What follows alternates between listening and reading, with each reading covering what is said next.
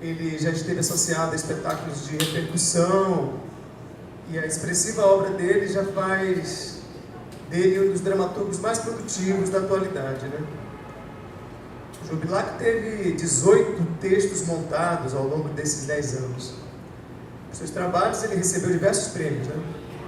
Como o espetáculo Savana Glacial ganhou o prêmio Shell 2011 de melhor autor. Esse mesmo texto foi indicado no APTR 2011 e foi eleito pelo jornal O Globo como um dos 10 melhores espetáculos do Rio de Janeiro naquele ano.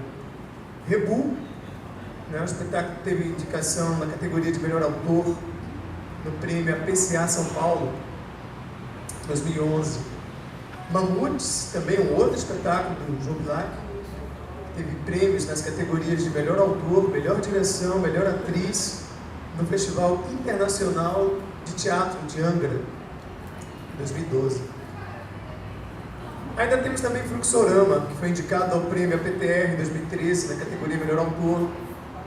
E Fluxorama também foi eleito um dos 10 melhores espetáculos do ano no Rio de Janeiro, pelo jornal O Globo. Temos também o conhecidíssimo Conselho de Classe, ganhou o prêmio Sesgran Rio 2014 como melhor autor, além de APTR, Shell, APCA São Paulo, FITA, Prêmio Botequim Cultural. Beijo Minha Lápide é um outro texto também, que tem a atuação de Marco Nanini, indicado ao prêmio APTR e Shell 2015 como autor. 5 vezes comédia, João Bilac foi o melhor autor do prêmio de humor 2017. Fatal, ele foi indicado como melhor texto nos prêmios Shell Panorâmica Insana, com direção de Bia Lessa. Foi indicado também como melhor espetáculo esse texto. Melhor direção, melhor ator, do APCA São Paulo 2018.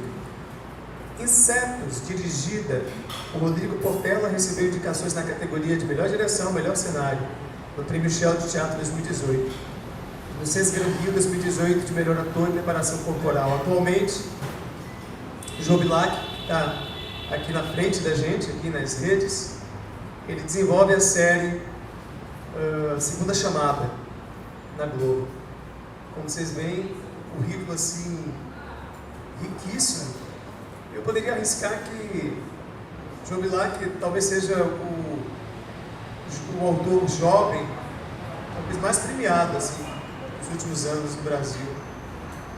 Esse dramaturgo de melanina acentuado que está nos dando, né, o privilégio de estar com ele aqui para uma entrevista pública. E logo mais às 20 horas vai ter a apresentação do espetáculo Reforma Política, que foi escrito por ele, com a atriz Tatiana Lima. Daqui a pouquinho, depois da nossa conversa. Boa noite, Jô. Boa noite. E aí, como é que você sentiu ouvindo todo esse currículo? Como é que você, eu não estou te vendo, mas como é que ficou a sua cara? É uma retrospectiva, né? É porque, na verdade, cada prêmio desse, eu penso que é um prêmio coletivo, né? Dos parceiros, né? Que eu não fiz escola de roteiro, nem de dramaturgia, né? Então, eu aprendi muito da dramaturgia com os meus parceiros. E eu acho que, a partir disso, você foi falando, eu fui lembrando de cada trajeto, cada encontro. E para mim, teatro, arte, tem muito a ver com isso, né? Dos encontros e da potência de cada encontro. E é o que me constitui. Então vamos começar essa trajetória, essa jornada aí de entrevista pública. Vou começar com a primeira pergunta. Claro, a gente começa sempre com a primeira. Quando você começou a escrever ficção? Desde muito pequeno, para aprender a falar português, que eu morava fora. E aí eu comecei a escrever pequenos contos para aprender a fluência da língua, né?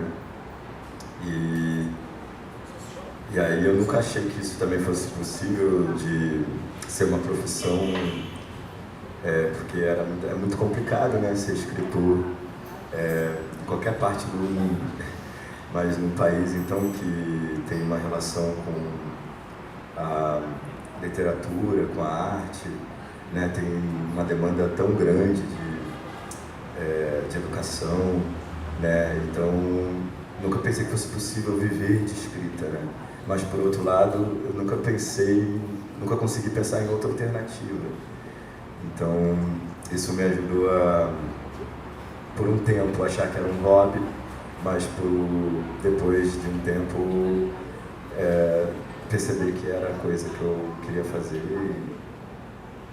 E aí eu fiz uma escola de teatro, mais para me aproximar dos atores, para entender melhor o processo criativo de uma montagem teatral. E foi mais ou menos assim, resumido. Você falou de processo criativo. No seu processo de escrita, o que é que vem primeiro? O tema ou a história? O tema, eu acho. Porque ele parte de uma motivação, né? Então acho que aí a história que vai ser contada, aí eu vou burilando depois, com o tempo, pensando em possibilidades, mas o tema geralmente é o que me move. Eu não consigo escrever se eu não tiver em mente onde eu quero chegar com aquilo, né? Então o tema, ele para mim funciona como uma pedrinha que você joga no meio de um rio, né? E você vê o quanto reverbera, né? Então tem temas que reverberam poucas ondas e tem uns que se alastram.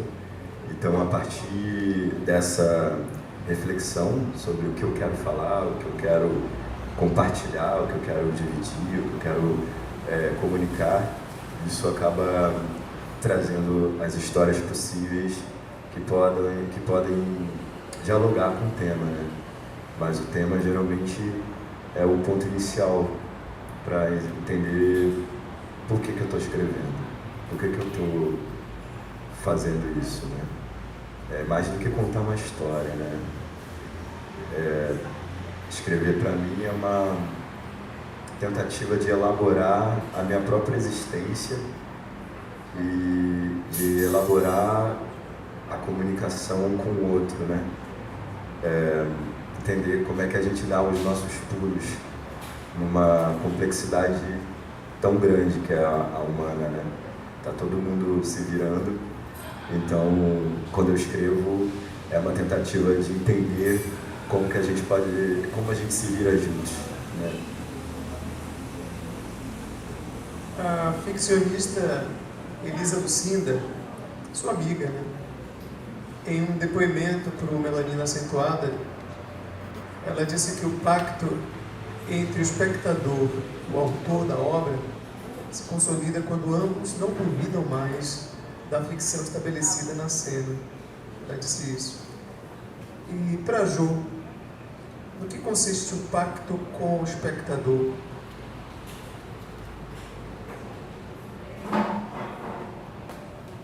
Acho que fundamentalmente para mim é a ponte, né? Porque o que nos separa é muito claro, né? Cor, sexo, etnia, cultura, religião, é muito claro o que nos separa. Então a minha tentativa é justamente entender o que nos aproxima, né? Eu vivi na Ásia, vivi na Europa e na América. E por mais que sejamos tão diferentes culturalmente e existencialmente, há algo que nos conecta, que nos aproxima. E a partir disso, nasce o meu pacto com o público, com o outro, com meus parceiros de trabalho, que é o que nos aproxima, porque o que nos separa já é muito claro, as fronteiras estão o tempo todo expostas, né? Então, o que nos aproxima é uma tentativa de ponte. e não de fronteira. Então acho que o pacto parte a parte disso, da ponte, para romper essas fronteiras. João Bilac escreve na escrivaninha do escritório, escreve em cima da cama, na cozinha, ou no shopping center acessando o Wi-Fi? Cara, eu escrevo em lan house, escrevo na casa dos amigos, escrevo na praia. Eu tenho uma certa facilidade de abstração, né? Então acho que eu não tenho um ritual, um lugar ideal de escrita. Escrever para mim é um lugar que me ajuda a um autoconhecimento e também tem essa relação com a inspiração, mas a inspiração acho que ela também parte muito de uma tentativa de autoanálise, né? Então o que me inspira também é o outro, então mais do que escrever isolado, eu gosto da interferência da vida, né? Viver é bom, é ruim também em algumas partes, mas na maioria das vezes é melhor do que ruim. Então acho que mais do que me isolar para escrever, eu gosto de escrever na presença de uma paisagem, das pessoas e entender essa interferência nesse processo de escrita. Você utiliza lápis, caneta na sua escrita ou computador? Na verdade, assim, você escreve como a sua obra? Você tecla ou você escreve? Eu digito. Eu não escrevo à mão já faz muito tempo. Eu acho que é mais pela rapidez, né, do pensamento, né? Então a digitação também para você editar o texto é mais fácil, né? Então eu acho que isso também é uma coisa muito da nossa geração agora, né? A gente pensa muito com o pensamento de edição, corta, cola, joga para cima, joga para baixo, coloca um discurso por cima do outro. E a escrita à mão, para mim, me lembra uma narrativa um pouco mais de carta, né? Escola, talvez porque eu escrevi pouco à mão, mais quando era criança. Mas digitar me ajuda. Meu pensamento é muito rápido, então às vezes eu me enrolo até para poder falar, porque já está pensando em outra coisa. Então a digitação me ajuda a dar esse ritmo de tentativa entre o pensamento e a ação. João, você escreve para TV, para teatro, enfim, várias plataformas e linguagem. A sua escrita tem endereço de linguagem definido? Você escreve já pensando se é para teatro, para cinema? Eu penso antes, porque eu acho que a linguagem ela é muito determinante, imperativa, né?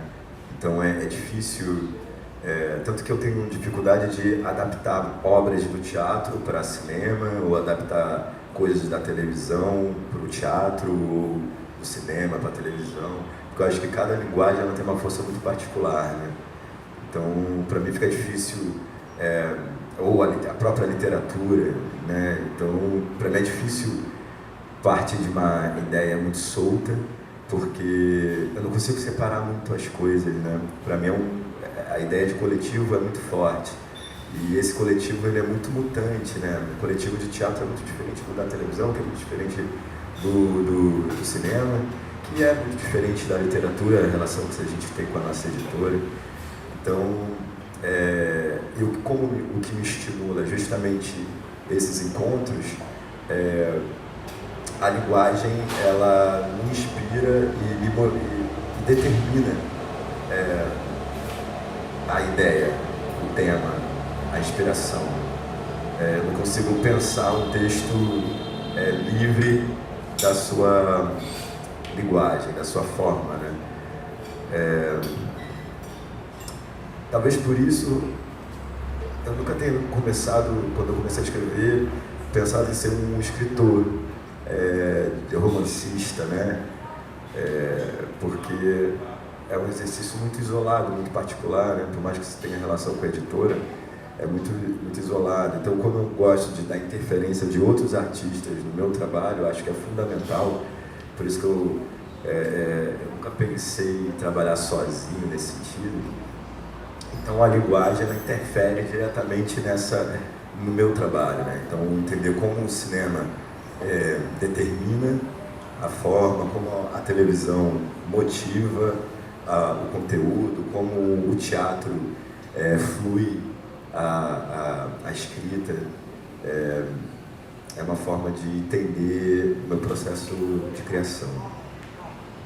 Nas suas ficções, Jô, você se esconde ou você se revela?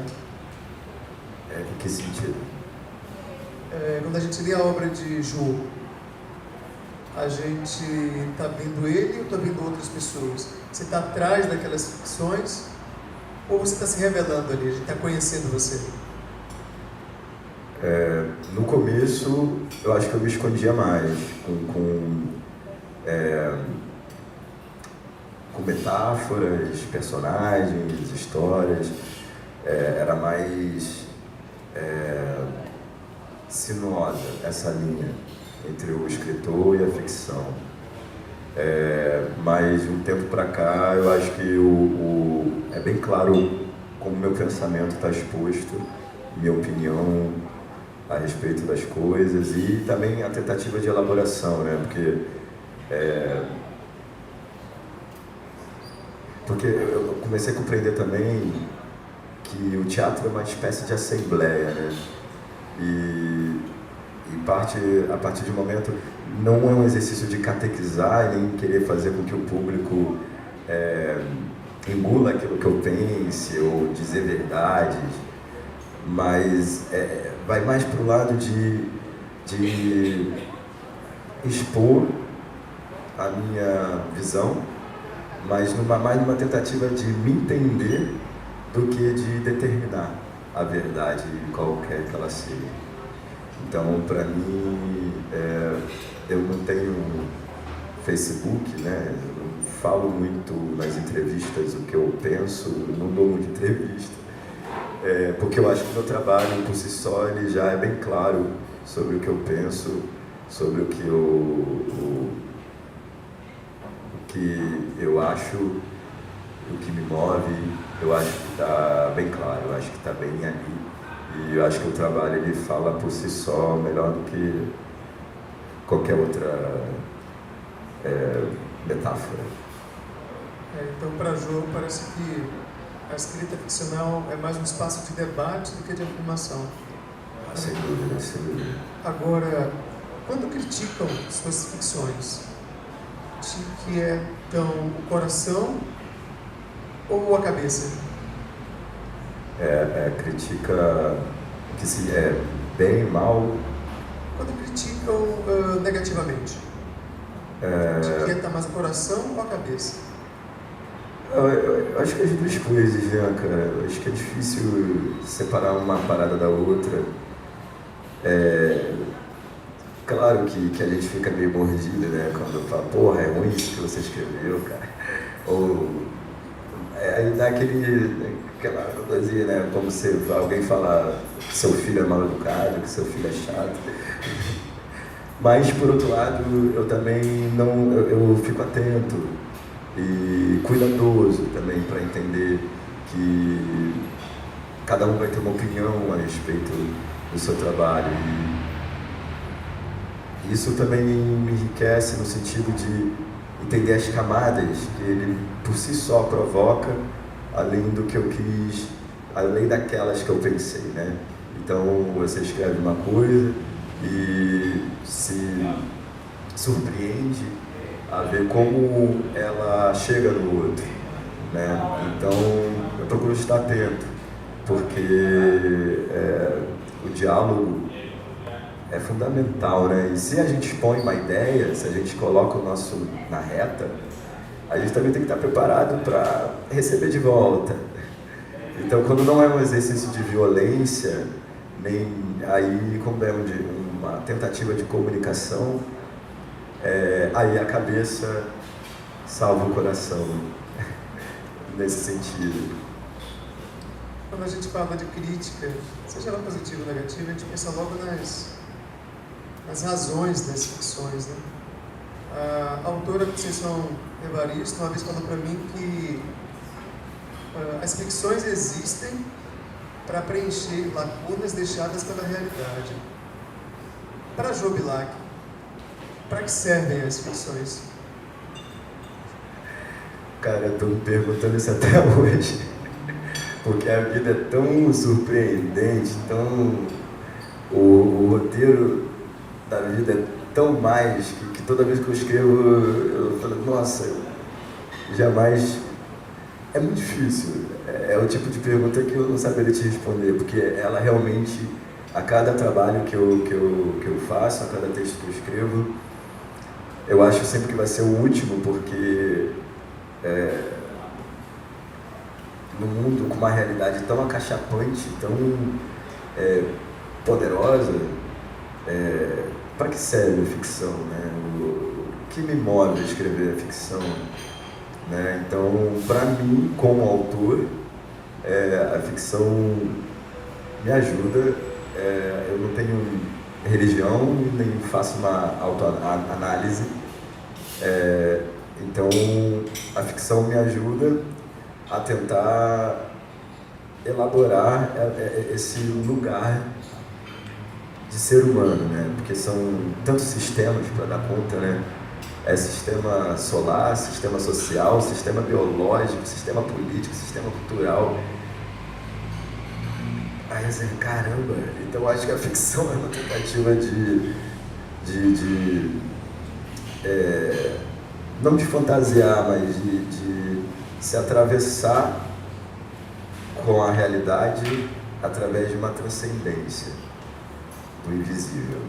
Eu acho que é bem por aí, eu acho. Existe direta ou indiretamente alguma cobrança para que suas obras contemplem temas étnicos, raciais, ou não existe essa cobrança?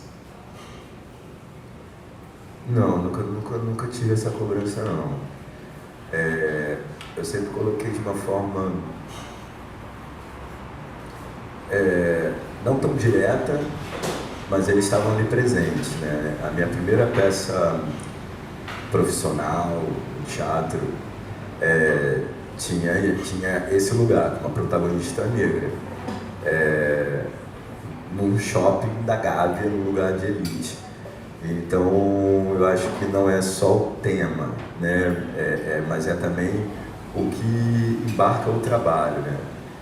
E isso, cada vez mais, tem me chamado a atenção, né? A distância entre o que você está defendendo na palavra, mas a produção daquele trabalho contradiz aquilo que você está dizendo no texto, então vira uma demagogia, né? Então, eu percebi que em alguns casos haviam bons discursos, né? Mas na prática isso não se dava. Então hoje eu penso que uma coisa tem que estar necessariamente associada à outra, né? Porque senão fica uma demagogia muito grande você falar trabalhos. Acabei de fazer um trabalho agora que eu falei muito sobre isso com a diretora. Eu falei, a gente está falando sobre a negritude, sobre a exclusão, sobre as zonas periféricas, mas não tem nenhum negro na produção, nenhum negro no elenco. Isso é uma demagogia. Nem é uma contradição, porque uma contradição é ótima. Agora é uma demagogia, você usar de certos discursos para promover uma parada maneira, mas emprego que é bom, você não dá pra galera. Então, acho que, para mim, está muito associado uma coisa com a outra, de representatividade. Essa é uma das minhas lutas como escritor. Sendo um escritor negro, eu preciso ter a minha representatividade, eu preciso me ver naquele discurso. É muito difícil você olhar para a sua carreira e perceber que a maioria dos personagens que você escreve são feitos por pessoas brancas. E não há uma grande representatividade.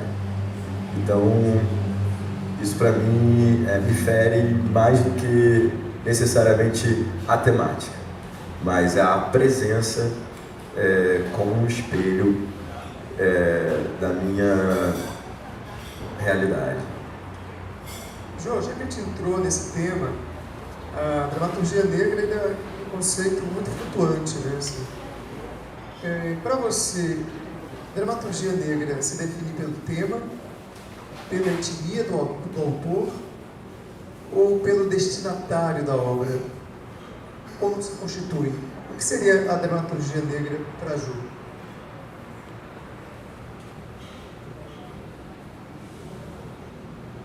Assim, pensando assim, de primeira, assim, de pensar, dramaturgia negra é difícil isso, né? Porque eu penso que dramaturgia negra é escrito por negro, mas não necessariamente, eu não sei dizer se ela é temática necessariamente, mas é porque eu como negro, então a minha visão sobre o que eu escrevo, seja sobre futebol, seja sobre política externa, vai ser sempre sobre a perspectiva de um cara preto. Então não tem como desassociar, para mim. Mesmo escrevendo sobre século XVIII, uma realidade branca, vai ser sobre a perspectiva de um preto. E isso redimensiona todo o discurso, né? Assim como se um texto é escrito por uma mulher, vai ser um olhar feminino.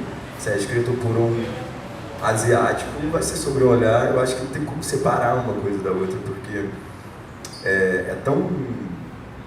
Ainda mais aqui no Brasil, em toda parte do mundo, né? Mas a condição de ser negro é tão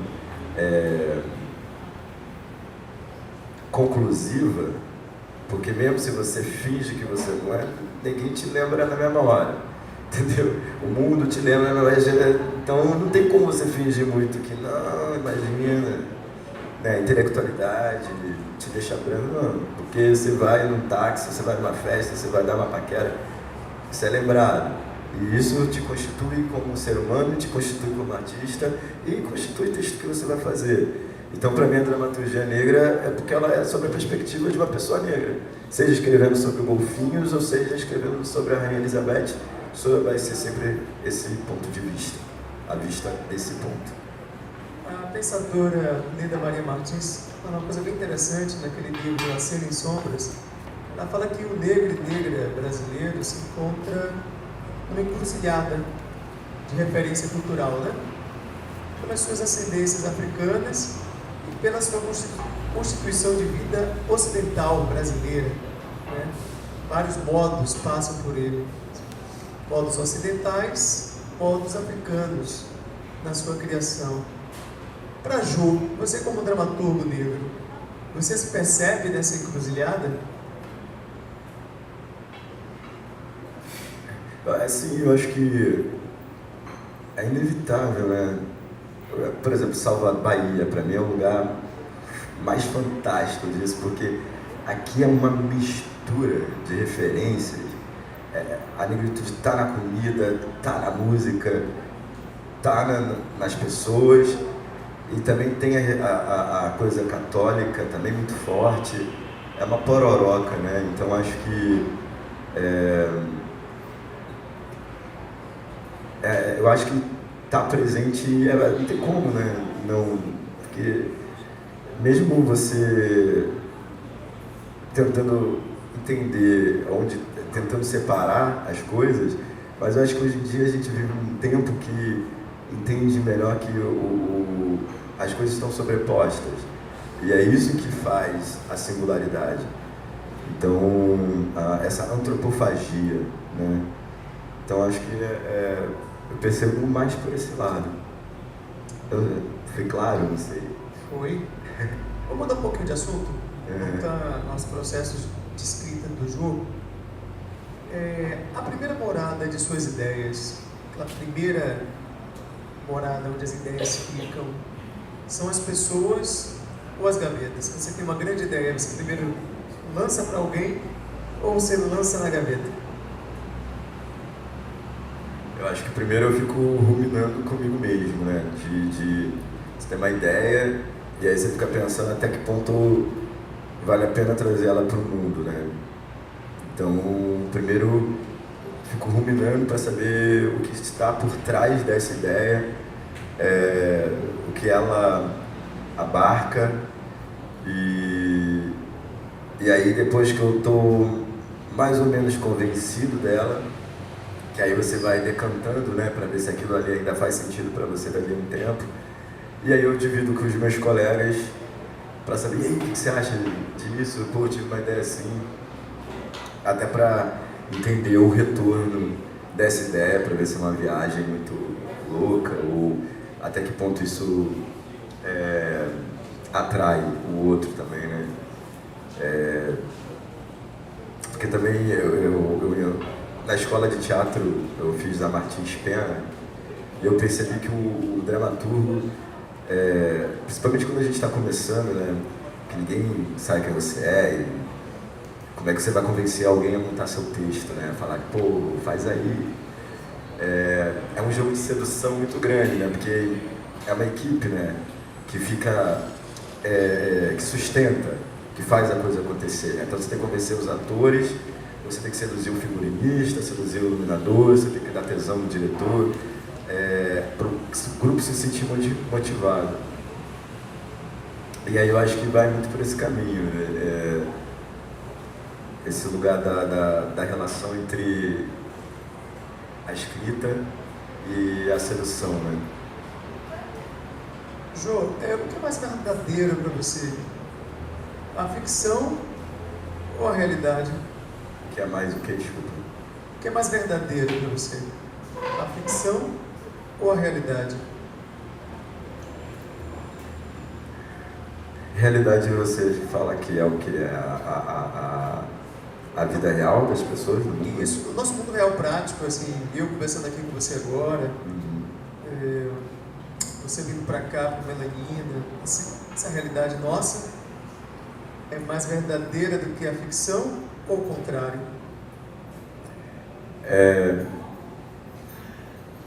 Eu escrevi a peça Conselho de Classe, tem uma fala de uma professora que vai ver uma peça de teatro, e aí ela fala mais ou menos isso, ela fala que ela vai ao teatro para ver pessoas de mentira falando verdades, porque ela está cansada de ver pessoas de verdade falando mentiras.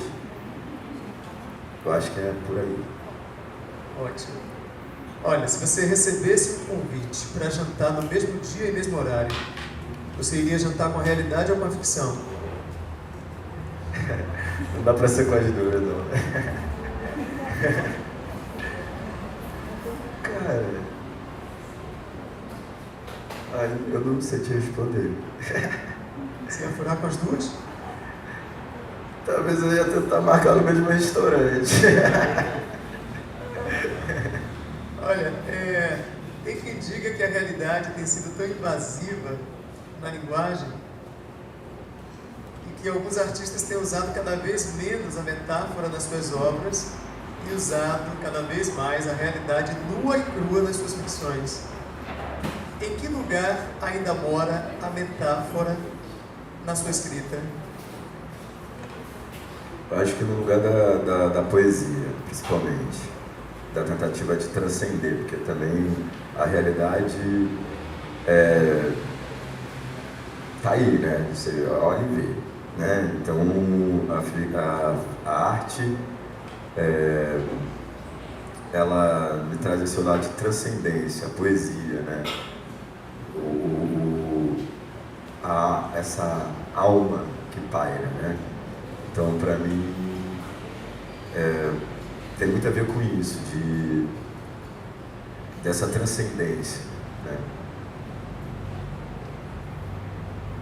E, finalmente, antes de passar para o público, quando você vê sua obra, quando você assiste seu espetáculo, você percebe que ele é predominantemente composto de intuição ou de pesquisa? Pesquisa, cara. Porque eu acho que é justamente isso. Quando você falou da metáfora, né? Por exemplo, eu escrevi uma peça Insetos. que faz parte de uns 3 anos de pesquisa que eu fiz de não escrever seres humanos, né? Então começou com deuses indianos, aí eu escrevi um fluxo de pensamento de um asteroide que vai atingir a Terra, escrevi uma bactéria, escrevi uma arara no 5 vezes comédia, a reforma política que a Tatiana vai fazer hoje. Eu fui usando essas alegorias numa tentativa de espanto sobre a própria realidade, né? Porque mais do que acho que o distanciamento, ele recupera o frescor do olhar, né? Porque eu acho que a realidade, ela já está aí de forma tão nua e crua, né? Que você quer o pulo do gato, né? Qual é aonde que você vai me levar a mais disso, né? Então acho que a metáfora ajuda nesse sentido de...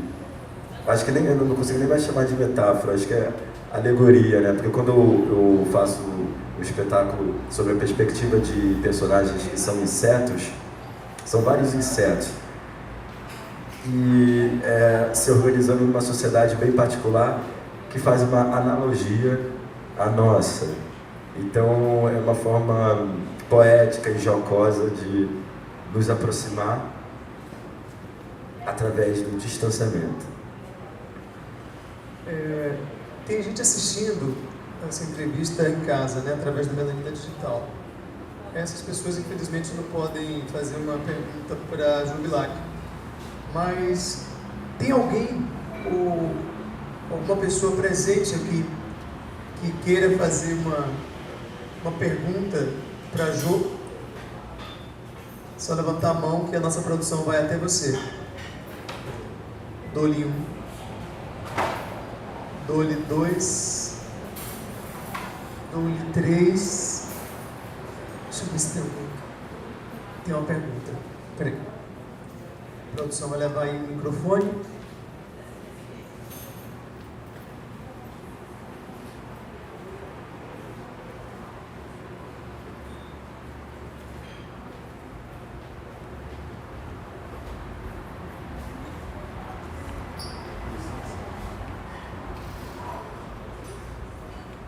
Boa noite. Boa noite. Gostaria de você tornar-se a me explicar a respeito da sua considerável visão sobre a realidade e a ficção. Você acha possível haver uma felicidade, um entrosamento dentro dessas duas situações, dessa mesma visão? Como poderia haver uma harmonia?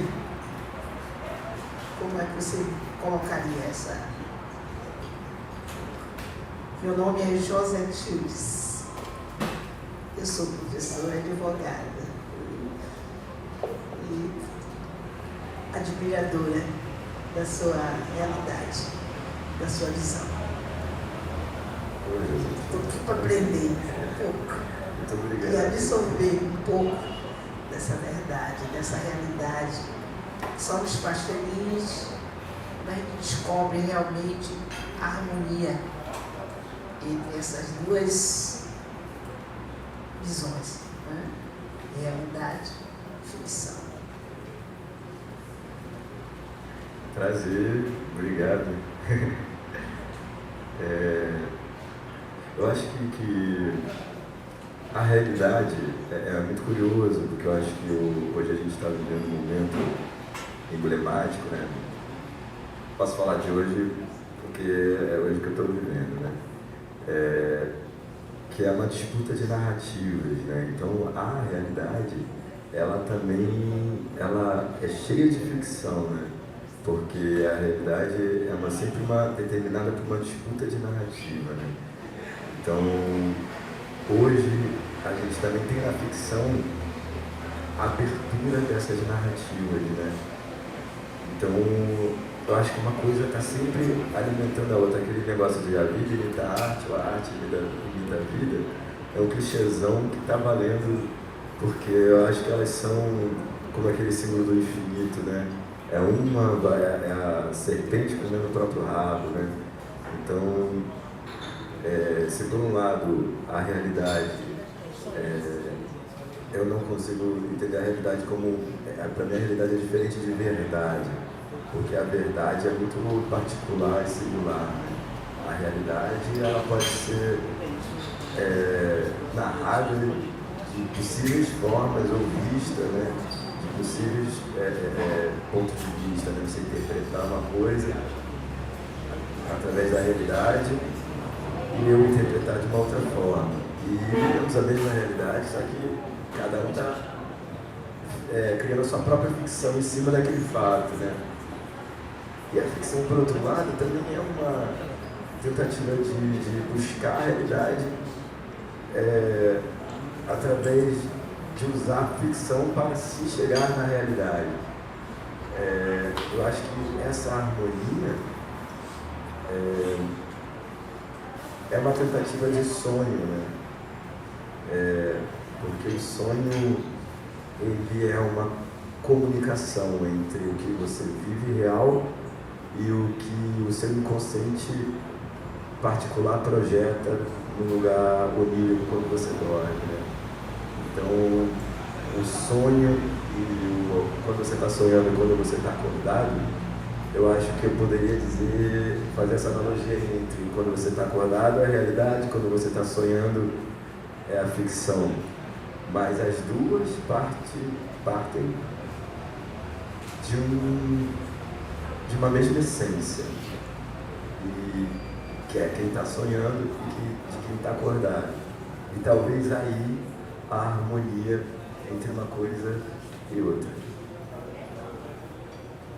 Eu respondi, não sei, eu fui muito longe. Mas eu acho que a realidade e a ficção são irmãs gêmeas. E de certa, assim como sonho quando eu estou sonhando e quando eu estou acordado, parte de uma mesma gestão, apesar de corpos diferentes. Acho que dentro do cinema negro, dentro do processo criativo da população negra, de homens e mulheres, qual é o espaço e tempo que nós temos para a fabulação diante de tanta urgência? Como é que se ficcionaliza uma realidade que é tão urgente?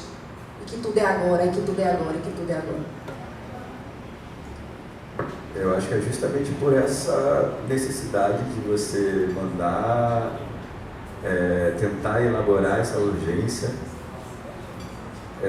vem a ficção. É difícil para mim, né? Eu não digo para todos, mas para mim, como um escritor, achar que a ficção ela vai dar conta da realidade. Então, o Conselho de Classe fala sobre, é uma peça que eu escrevi sobre educação pública, falando dessa falência da educação pública como algo maquiavélico de tentar desestruturar o pensamento de uma nação que ocupa uma economia baixa, mas que é responsável por trazer a economia do país. Então, eu sabia que eu escrevi essa peça, eu não ia responder, não ia dar conta em 1h20 da complexidade dessa urgência. Então, na verdade, para mim, é mais do que dar respostas, é uma tentativa a ficção é uma tentativa de abrir o debate e expor a parada e tentar, além disso, dar a sua visão de luz sobre isso, porque também não adianta só você pegar as mazelas do mundo para mim, né? Não adianta para mim pegar as mazelas do mundo, botar lá e olha como é. Tá, a gente já sabe, né? A gente vive. Mas o que você como artista sugere? né? Não como resposta, mas como uma luz. Qual é a luz disso? Né? Então, a ficção sugere para mim uma luz sobre a realidade. Não uma resposta, mas um caminho. Porque a realidade é real. Você abre o jornal, você atravessa a rua, você vê na internet. Então a ficção é uma tentativa para mim, de iluminar. Tipo, ok, todo mundo sabe, educação pública, né? Todo mundo tem uma opinião a respeito, todo mundo já sabe que é caótica, que é sucateada, que os professores são sacaneados. Pô, eu vivi numa cidade que o professor levou soco na cara só porque ele estava reivindicando o salário dele, que está atrasado há 3 meses. Então, tipo, isso a realidade já deu. Né? Então, a ficção, para mim, é uma tentativa de, a partir disso, e aí? Né? Então, essa urgência. Mais do que resposta, tentar iluminar publicamente, junto com o outro, possíveis caminhos para essa urgência, para essa crueldade real.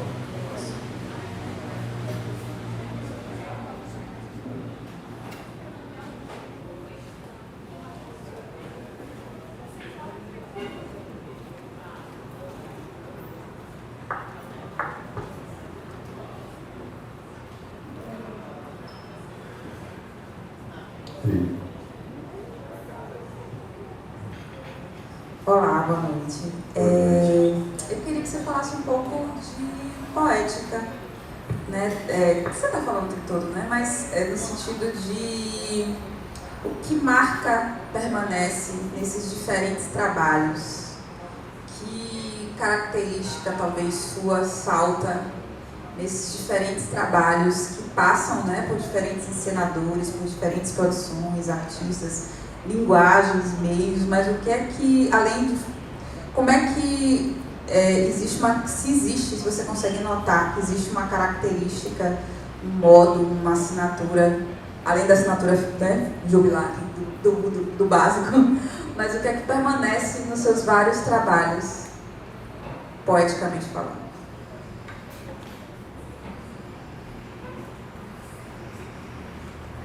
Qual é o seu nome?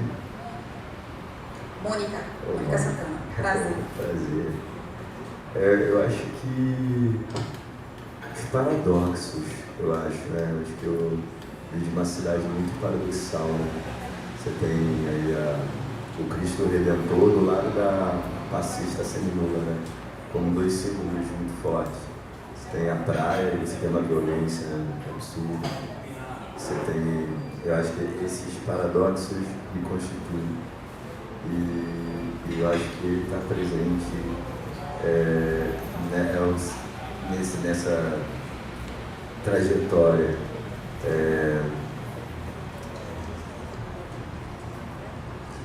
Até porque eu acho que isso é uma condição fisiológica nossa, o paradoxo, né?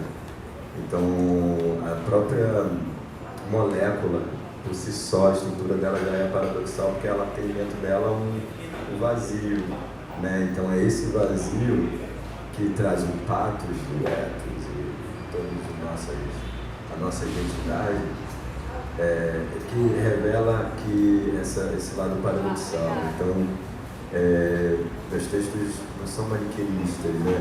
Então, eles não são panfletários no sentido de eis a verdade, eis o retrato do mundo, não. É uma tentativa de, através do paradoxo,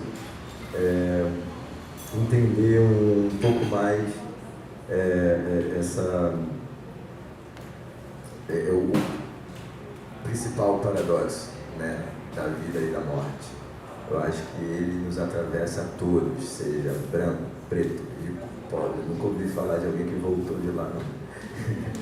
Ou que foi direto para o céu, sei lá.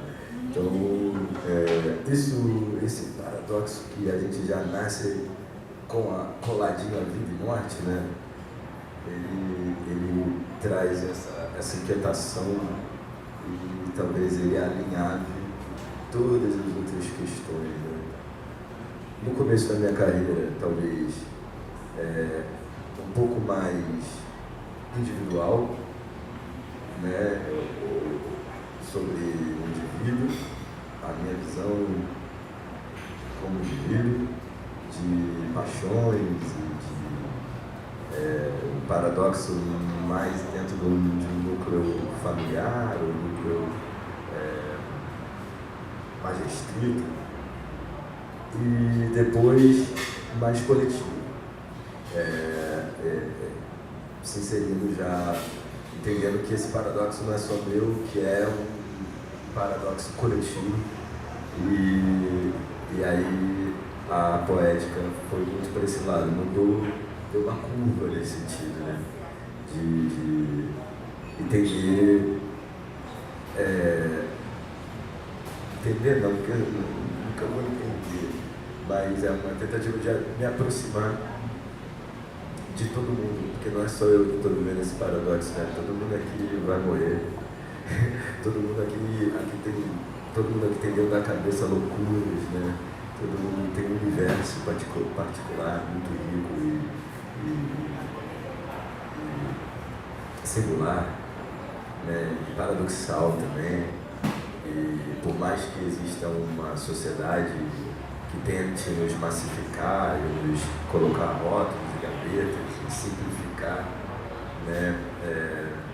Ou criar pódios, modelos, né? Tipo, esse é o modelo de felicidade. Isso é ser bem-sucedido.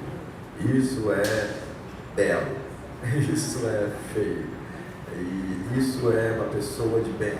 Isso é uma pessoa... Então, a gente vai tentando chegar nos lugares de perfeição maniqueísta que não dá, é luz e escuridão. Tá tudo dentro e sem juízo de valor. É isso que nós somos, né? Então acho que esse mesmo uma parte da carreira individual e agora mais coletiva, esse paradoxo eu acho que é o que permeia a poética. Jô, a dramaturga Maria Chu está assistindo a essa transmissão lá de São Paulo e está dizendo que está muito feliz de poder ouvir sua voz e compartilhar um pouco da sua poética, tá? Dando um beijo para você, falando com a gente aqui do Melanina, na Bahia, tá bom? Beijo, Maria Chu. A gente está caminhando para o finalzinho. A gente queria agradecer, em nome de toda a equipe do Melanina Acentuada e do Melanina Digital, a sua generosidade de compartilhar com a gente suas ideias sobre escrita ficcional, Jô. Estamos muito felizes. Obrigado, também muito feliz. Adorei ser chamado para cá. É um bom pretexto para vir para a Bahia, que eu amo. Falo que se eu fosse carioca seria baiano. Amo e compreender esse festival aqui nessa cidade é incrível, incrível. Parabéns, gente, parabéns. Agora, para encerrar, a gente tem a pergunta derradeira, né, que vai encerrar esse ato. E daqui a gente segue para ver a sua peça Reforma Política, lá em cima do teatro, que começa às 20 horas. A pergunta derradeira é: para além de tudo que você já nos falou até agora, para que você escreve?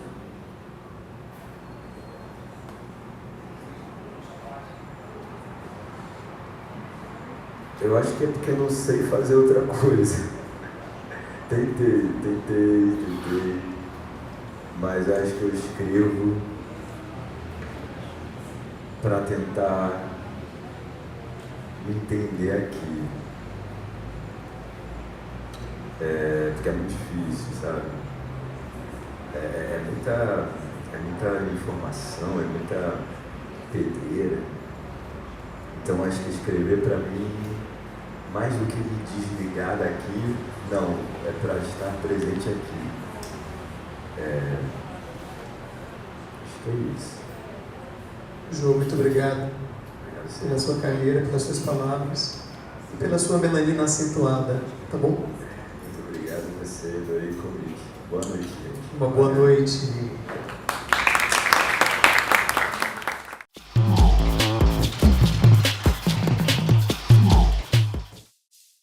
Google.